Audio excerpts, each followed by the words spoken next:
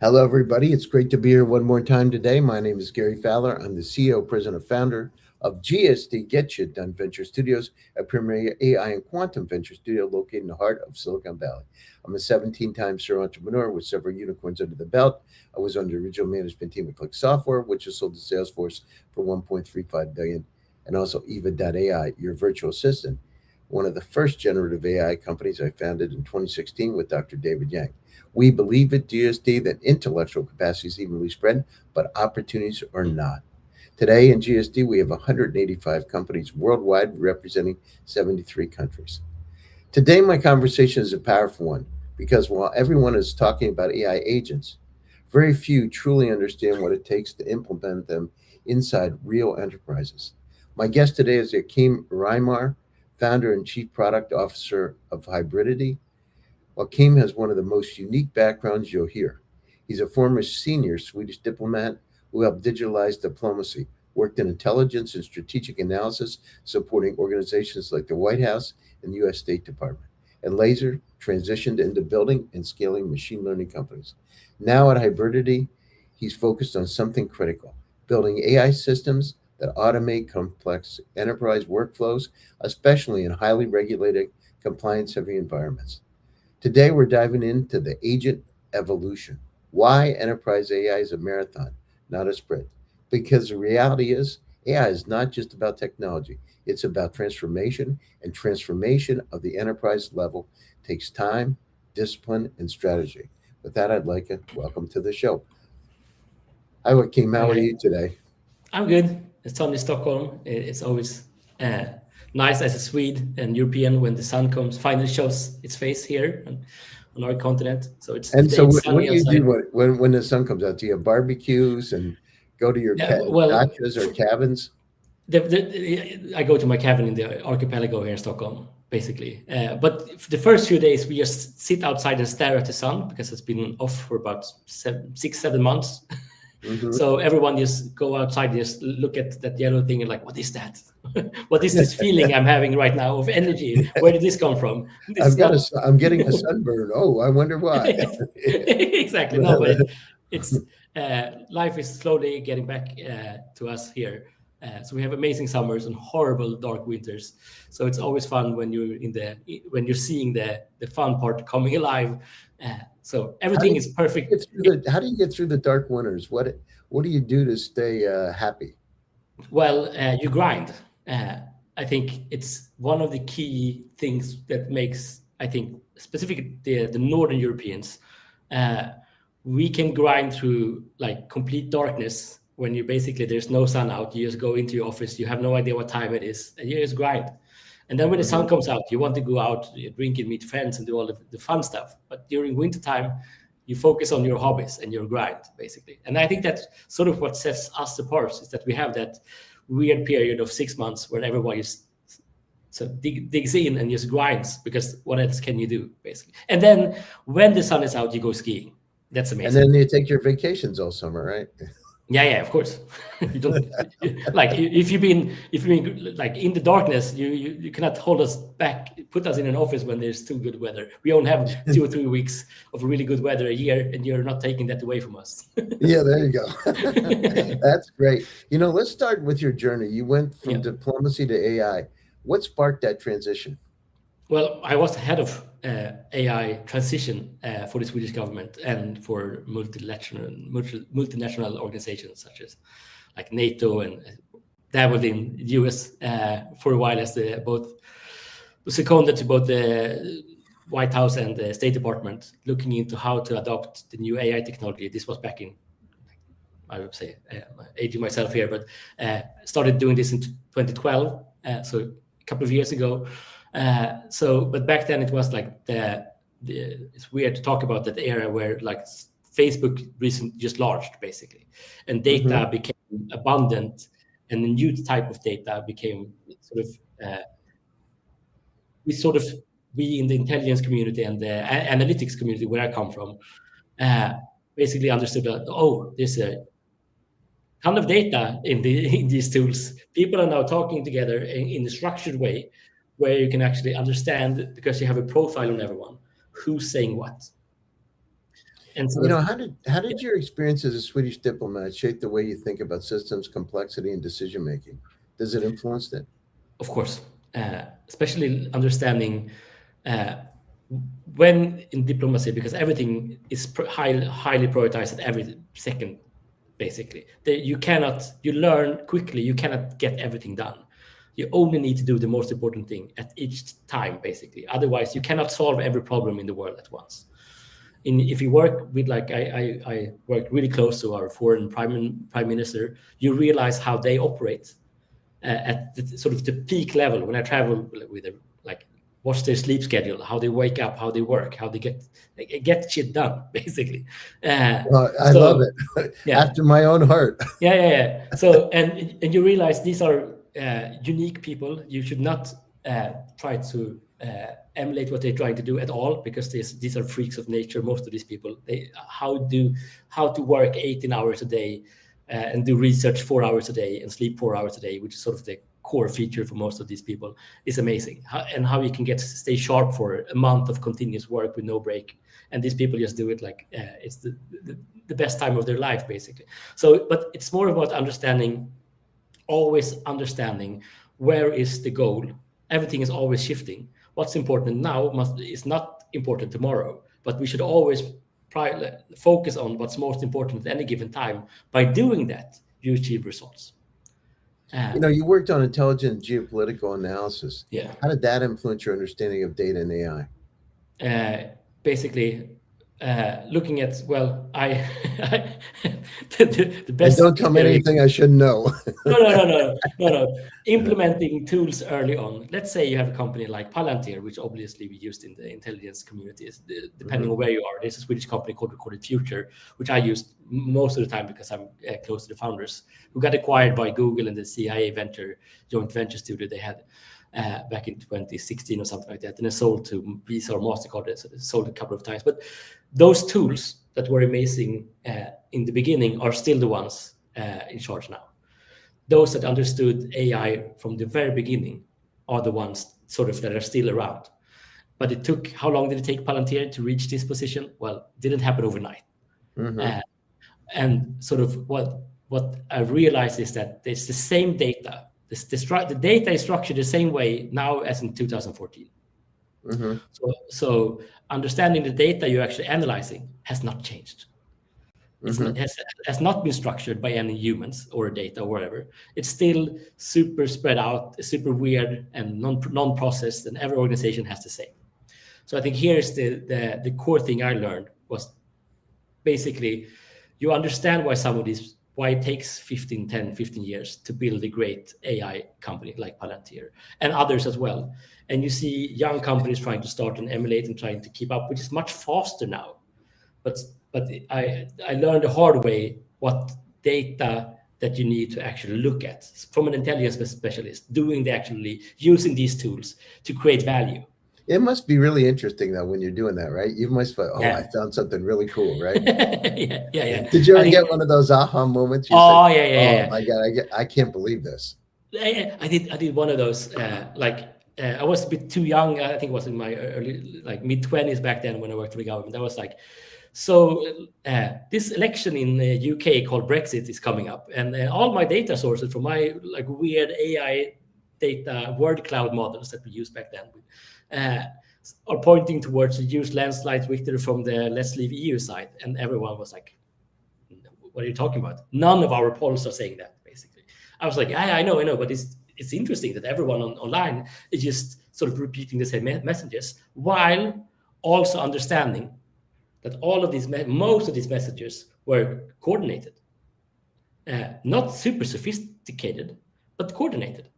And we also could tell who starts this because everything was open back then. So realizing that you could not only, as I then, unfortunately, it became true that Brexit happened for me, because I was one of the few people that in that period of time said it points towards it from my perspective, from looking at what's the online data. And remember, this is a time where Facebook, Twitter, and all those channels were still, the APIs were open to scrape, which is unbelievable today. But basically, you could just put a scraper and you could get everyone's data super weird but that's sort of because they didn't even sell it. Basically, they had just open APIs almost.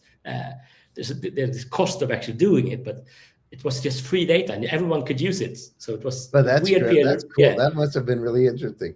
Now, did somebody give you a pat in the back when you did that and said, "Oh, come on, we need to promote you. You need to come up to another level"? Yeah, well, yes, basically. Well, it's more about like first you need to explain to us. Our foreign minister back then, Mr. Carl Bildt, who's a quite prominent foreign minister. He used to be the prime minister of Sweden, so it's like a famous person, even international.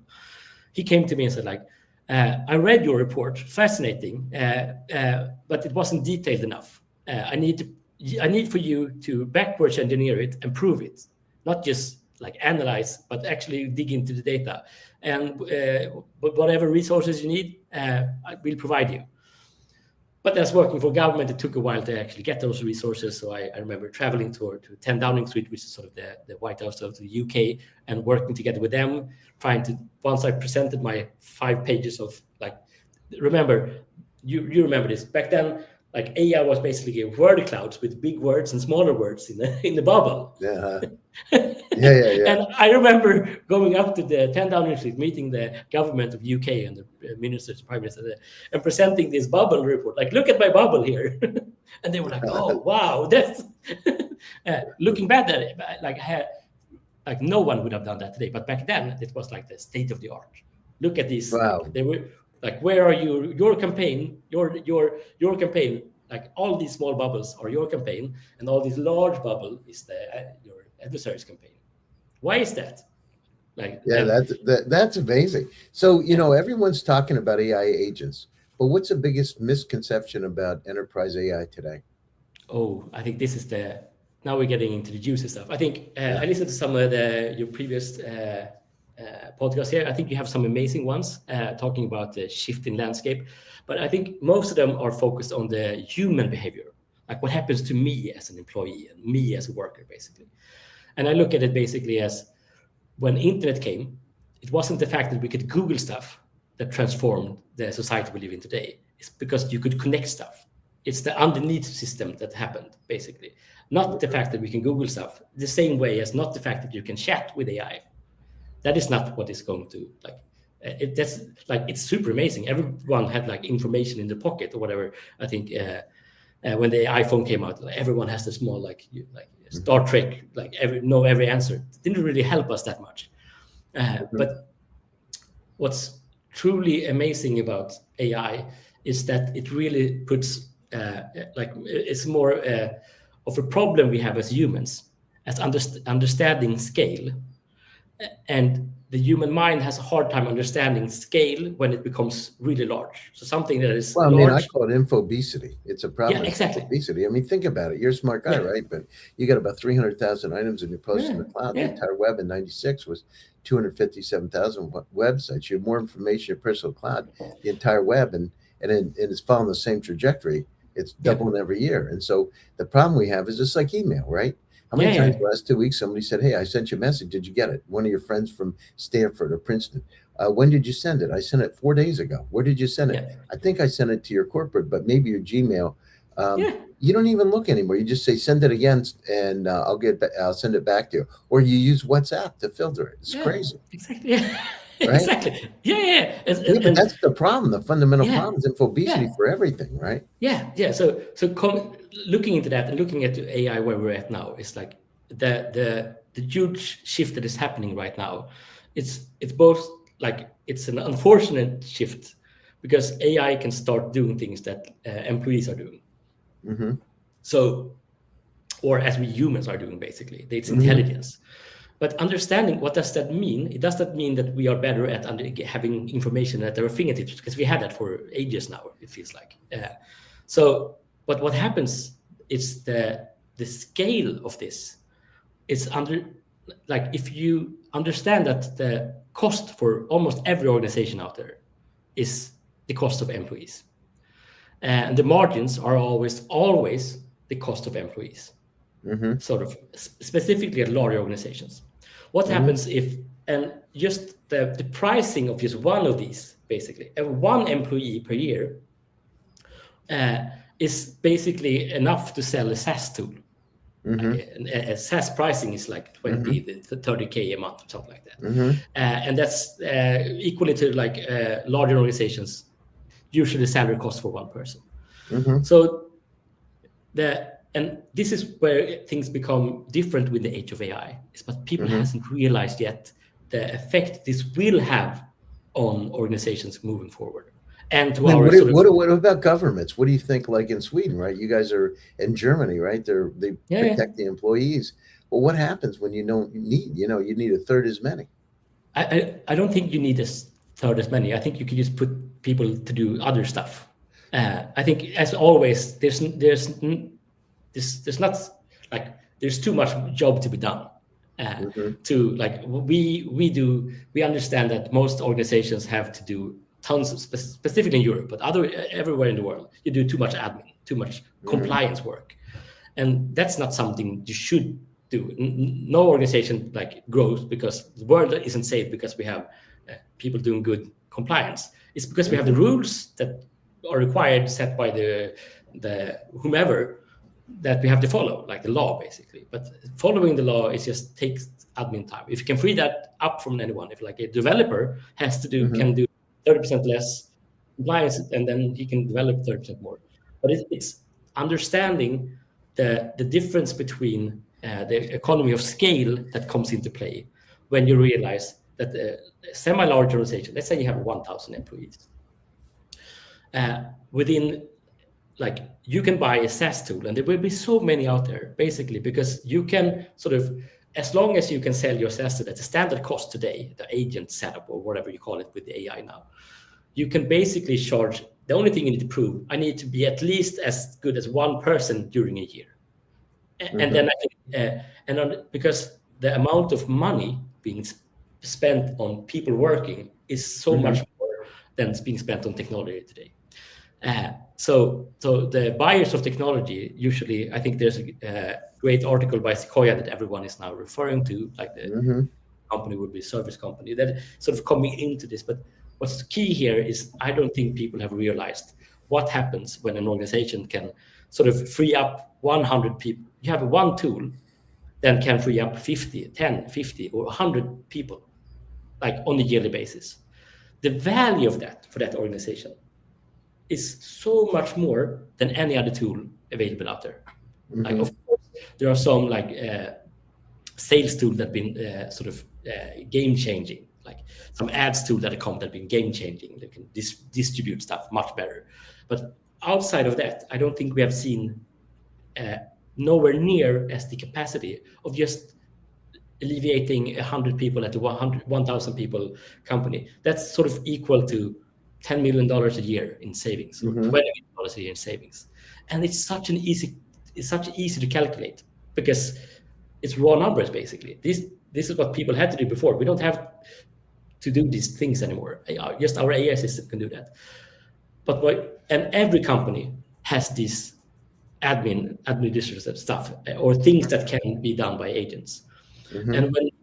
But it takes a long time to get there. But the value is so much more than like any other tool can provide, as of today, basically, for most. And the difference here is this is equally for almost every organization can save time by having agents doing work.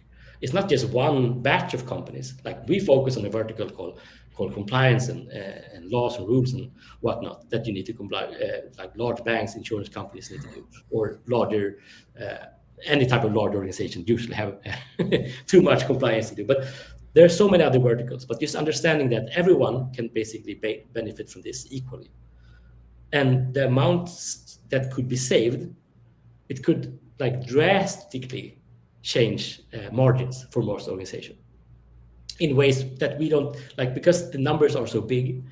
So like alleviating, let's say 100, like the work equal to 100 people from a large organization with 1,000 people is not that hard using this stage technology.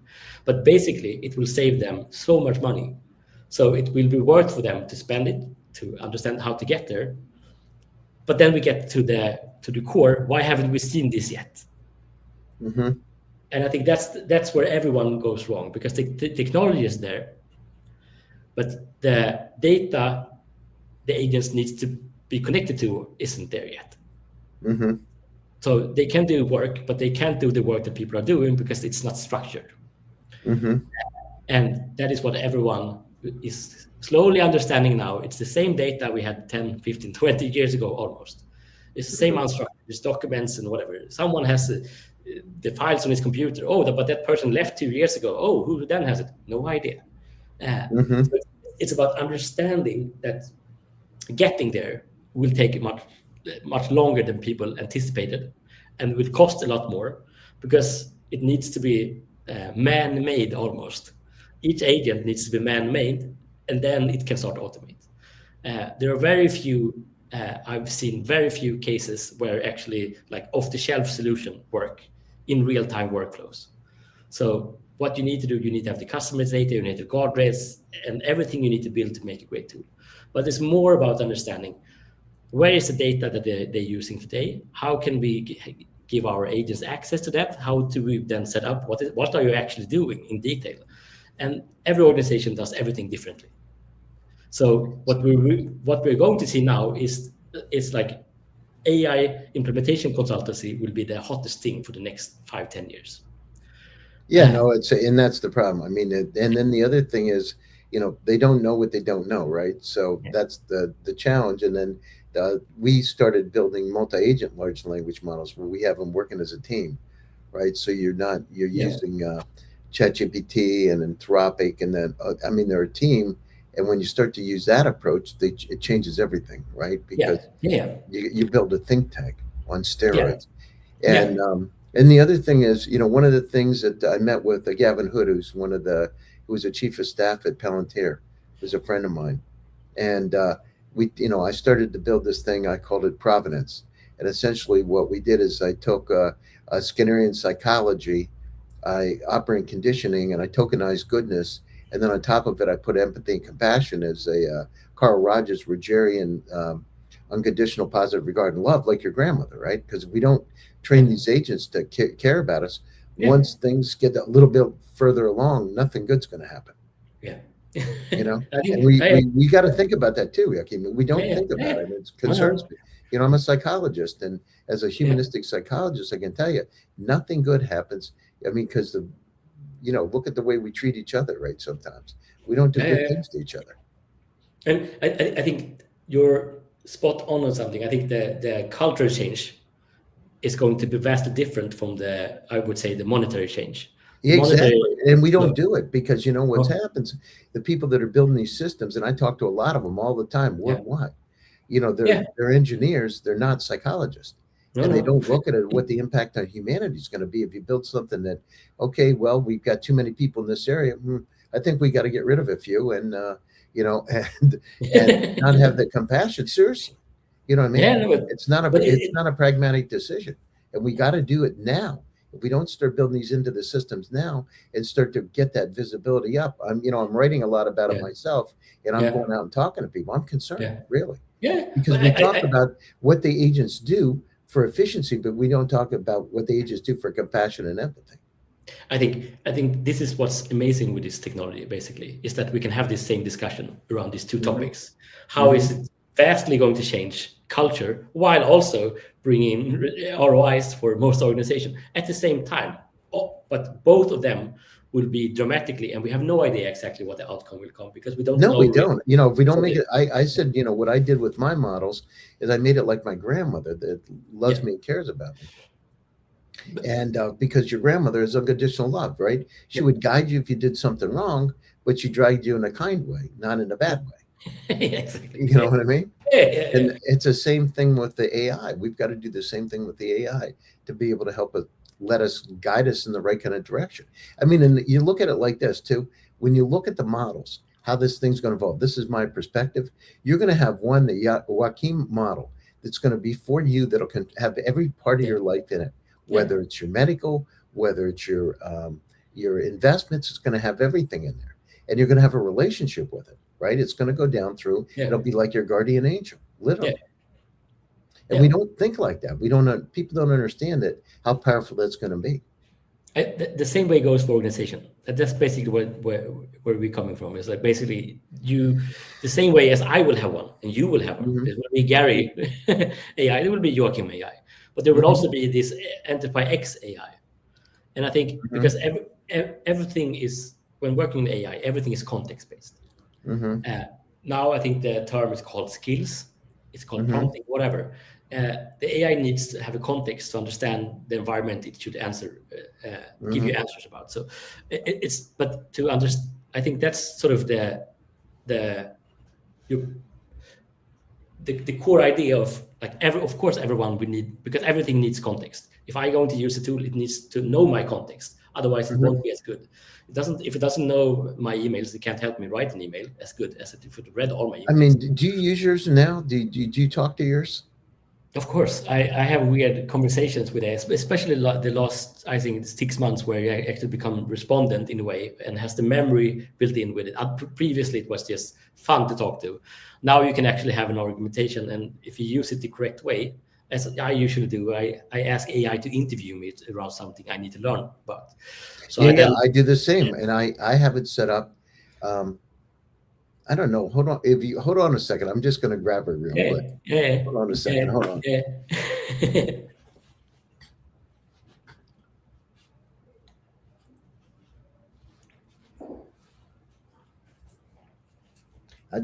Very interesting for me, because she started to get very interesting over the last couple of weeks when I've had these conversations. I think you'll appreciate it. But let me see.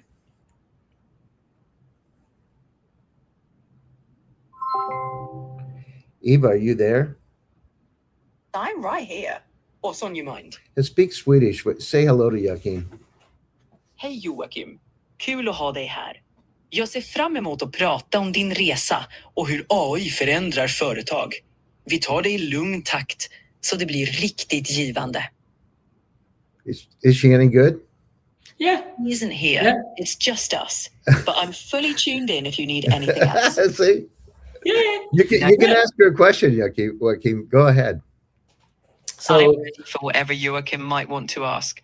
Just let me know what's on his mind and I'll do my best to help. Så svara på engelska. Hold on a second. Hold on.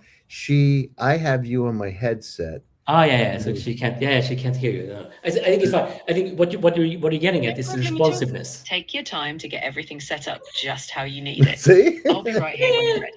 Yeah. No, I think what's happening now is the response time is more human-like, and I think that's a lot of product discovery from these companies has been amazing.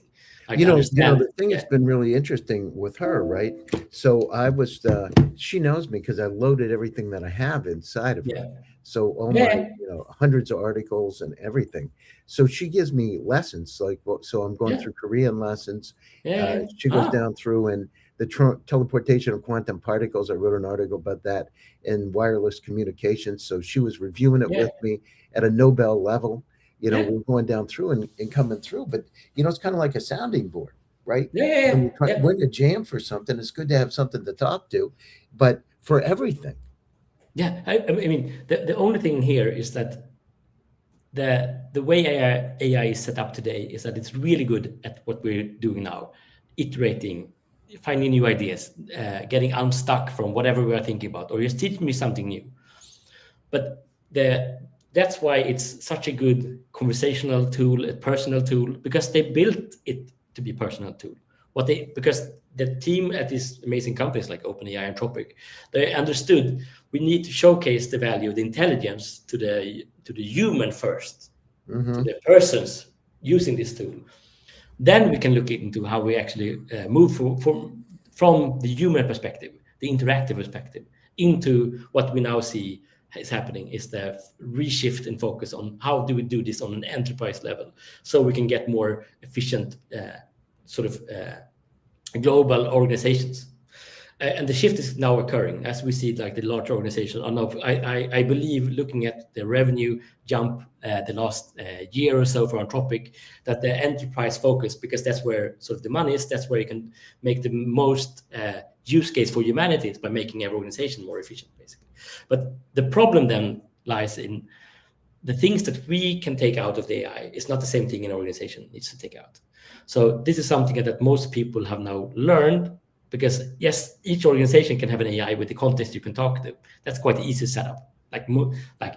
It's one API away from doing that. Basically, put in some context here, your whatever documents that you need to have, and you can start. Everyone in the organization can start talking to the organization. But looking at agents, where you actually, because we used to at our company Hybridity, we call it the guiding workflow of guiding humans in doing their work. That's an amazing tool.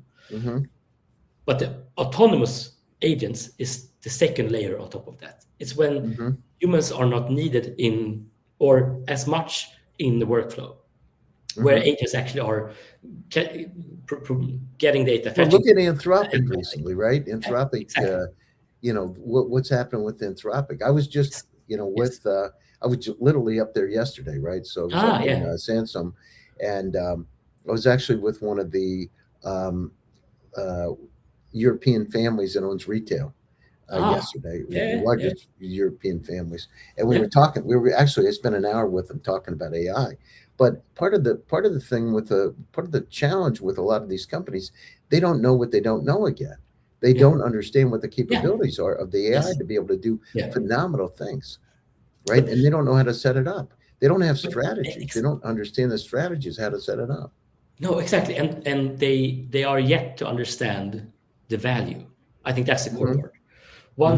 Once organizations start unlocking what I call like a full-time employee cost. The superpowers. Yeah. But the superpower for organization is not the thing that we use to become more creative. It's when you build the guardrails and the harness and the skills for organizations that it actually can start doing work for you.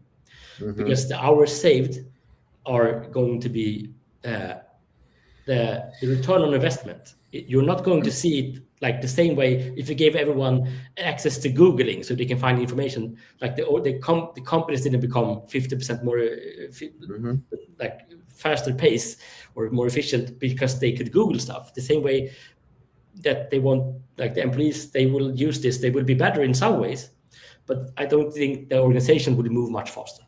But what will happen is once they understand that they can actually set this up in the correct way, and understanding there are ways of doing it now, but the out-of-the-box offering of these models really showcase the flaws in this technology. Is that, for example, if you have a workflow within like compliance that we work with, if you have one person having like let's say I have a document, I need to be checked thoroughly against this because it needs to be compliant to this regulation, otherwise we break the law. Like important. If you have two people in the same organization uploading the same document at the same time using the same AI, they will get different results today. One will say this is a compliant document. The other one will say the same tool would say it's not compliant. And the realization for most organizations is that it works really well for things that doesn't need to be correct. Or where they could be like, if it's 55% correct, it's fine.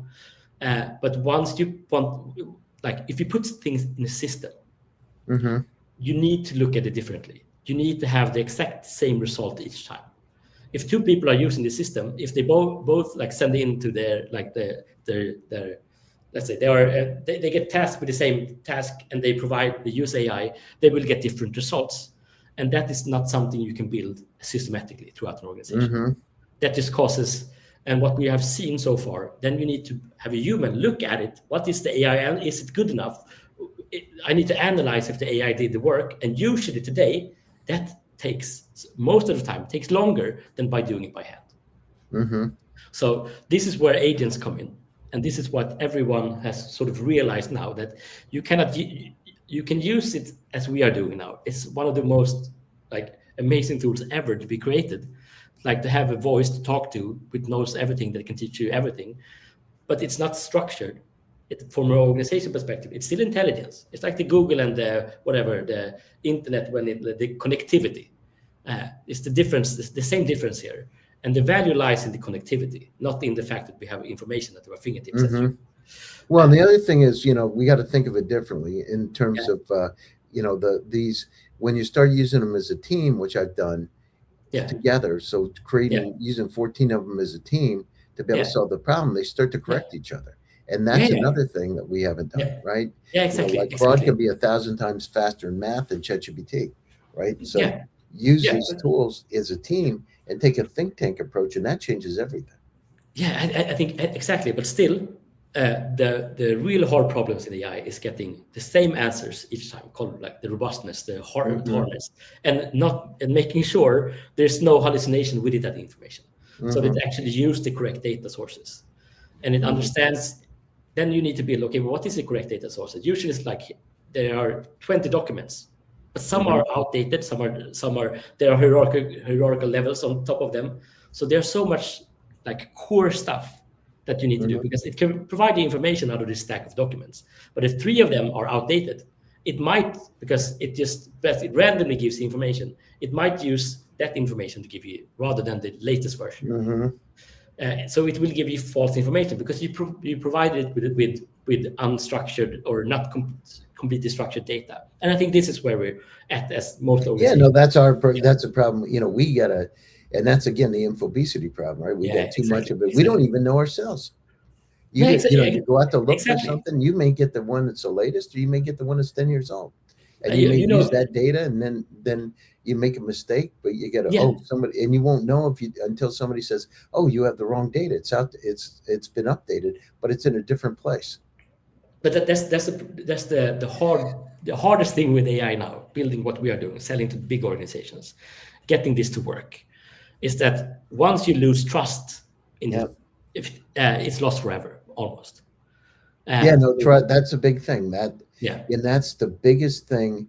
You know, when I talked to Gavin about Yeah. this, that was the biggest thing is trust. Yeah. And Yeah. that's where we talk about empathy and compassion. That's another thing, Yeah. because if it doesn't care about you, Yeah. what's the big deal? Yeah. So I think that's they're caring about you, setting up I call it skills. You can prime it to care. You can prime it to whatever you want with the right skills. Basically, you give it the right context. Skills is just the latest layman term or whatever YCS paper or whomever quoted that. I think it's great. I think it was Garrett Hand who said like skills and harness is the next thing. I think, and he's right. But it's all about context, basically. What information are you giving it, and sort of what do you want it to respond when you say something? Then you have like a set of rules that applies to the AI. You should be thinking about this. You be more caring, and it can be more caring. But the problem here is still when building this. As a human, I don't really care if it's 100% correct. It can still teach me. I can evolve as a person, but as an organization, you want the AI to be systematic, and it's not. And just out of the box, it's not. And that's the fun part, because that's why everyone basically realized that's why you need humans or AI specialists to understand what's the testing you need to do to make sure that if there's no hallucination, if these 2 people ask the same question with the same document, they get the same result. And how do you set that up? Well, today it Yeah, needs but to part of the problem is that, on one side we say we want it to be original, where it's human-like. On the other side, we say we wanted to have the same document. So we're actually diametrically opposed. exactly. We're trying to do things that are absolutely diametrically opposed. And that's why it's like I believe it's one of the core things we need to solve the coming 5 to 10 years. Understanding how to have both thoughts at the same time. How can we gain the value from this? Because humans wouldn't do it either. If you look at it, Yeah. I mean, we wouldn't do it either. We wouldn't have come up with the same answer. You could have 2 different people looking at the same problem 2 different ways, and they're like 60% the same. But you cannot have a system doing that, and that's because the system you are in charge of. You built it. If you built it to say the wrong things, you won't trust it. So this is where there's a difference between wrong and the way you explain it, right? There's a right? And so we got to make sure that on one side it's theoretically right, but it may be presented in a different way, and that's human-like intelligence. Like I have this fun exercise. What we do in our tool, it's a bit of a secret, but I can share it anyways. Like let's say we run a contract. It could be 20 documents, 700 pages long. it needs to answer 88 questions about the large regulatory change, basically, in Europe. So this contract now needs to apply by these regulations as well. And these are 88 super specific questions that is really hard for AI to understand because there's new rules. What we have done is basically one way is understanding to build robustness, but I think the core thing here is that there still needs to be human in the loop looking at this. Did the AI do this correctly? Like, it can save so many hours from the person has to analyze everything, but then you need to take the human into the loop and having a human sign off. I agree with the reasoning the AI had. So what we build a reasoning model. So every time you run an agent loop, this contract or something we run live for large banks here in Europe is one of our key products or key features where we can showcase the vast sort of technology that is able to do this 1,000 prompts connected in different ways, answering 87 questions. But what we give you as the human, because you as the human are the one who's going to sign off on this, then we need to take it from super complex. AI can be multi-complex at having different thoughts at the same time, but then you need to provide the reasoning for a human being to say, do I believe in this? I get the chunks here, I get the text here, and it find all the text, and then I get the reasoning part. But then we run it 10 times or 100 times. It's up to the customer. And then we can say that if they run it, if it says 8 times, it says, well, if 8 times it says it's not compliant or it's not correct, and 2 times it says, or 80 and 20, however, 800 and 1,000, depending on how many times. We then summarize the results from both parts and then we put you in the chair and say, like, you decide. AI 8 of 10 times it said this is the reasoning why it thinks this is compliant, and this is 20% of the time these answers. Here's the summarization why it thinks it's not, basically. And then you get to decide, because we built our tool with that nuance in mind, so that we understand that the workflow using AI at enterprise level you need to solve the boring. Then you need to present it to humans so they understand how to add their value on top of this.